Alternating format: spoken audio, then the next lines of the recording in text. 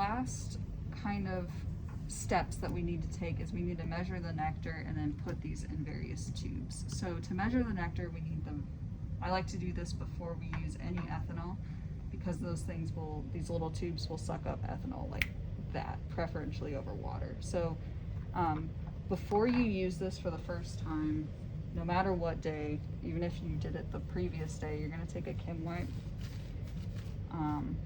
I like to fold it in a little square. Pour some Millie-Q water onto it. And this really needs to be a Kim wipe and not a paper towel. And you're gonna wipe down both the blue bit and the lid. And make sure there's no sugar water left on that. And then you can kind of tilt it with the reflection of the light and make sure there's, with the dry corners, make sure there's no water left on it. So it's completely clean on there. And you'll do this after every single nectar measurement. Then you'll take your little, whatever this is. Squeezer thing? Squeezer I thing? don't know. Yeah. Eyedropper. It's like an eyedropper. Yeah.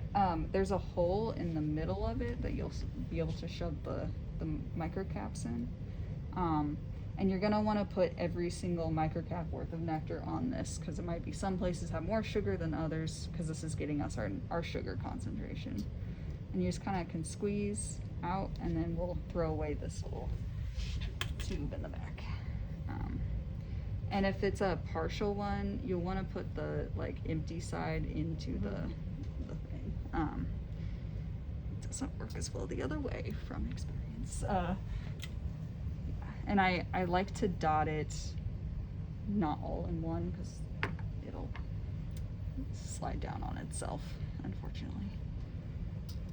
So it's kind of a little bit of squeezing here.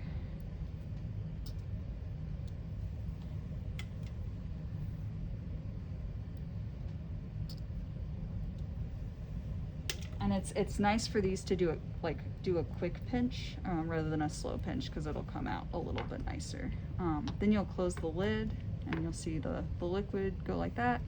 You look through here, and this is about 36%, because you'll see a white and a blue line kind of meeting. Mm-hmm. So it's 36% sugar. I'll write that on here. 36%. And then I immediately will clean this off. So wipe it down entirely on the lid and that, and then dry down. So before then, like, this has now been cleaned for the next flour during the day. And then I put it behind me again. Then the final steps are to get a falcon tube, and we're gonna put in, we're gonna write on this tube this information here, except for the flour, because it's gonna have 3 flours within it. So N1B1 number 1, F2, and then 446. That's all you really need on here. And then on the top you can just put like NB 446 on there. So what we need in this tube is the female reproductive organs, so this bit, and then we're going to need half. We only need one of these halves, but we need the half with the staminode attached. So sometimes you'll encounter a part where the fertile, like, long stamen will come off both on the other half of this instead of on this, like with the staminode, but still take the petal tissue with the staminode.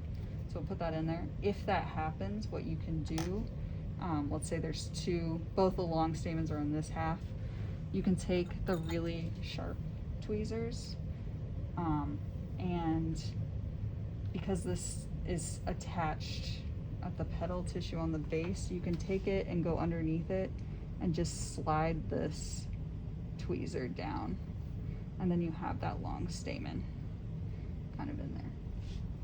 But we don't need it for this one because it was nice. So you can remove that extra one if 2 long stamens Yes. are with the staminode. You can just take one of them off, and it doesn't matter which one.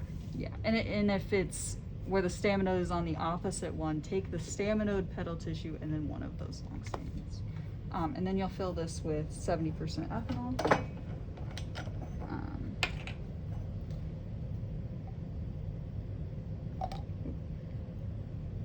Try not to drop the jar. And I usually fill it to at least 40. We had done before, so. Okay, and then that, once we have 3 in here, this will go into the refrigerator, but for now, it does not have 3, so we're gonna set it to the side. The last thing we'll need to do is put the nectary stamen in a 1.5 milliliter Eppendorf tube. And there's kind of a particular way to put the stamens in. So there's a green side with the nectary on it, and then the side that the anther's attached. And you'll want to put it so the nectary side is down into the tube.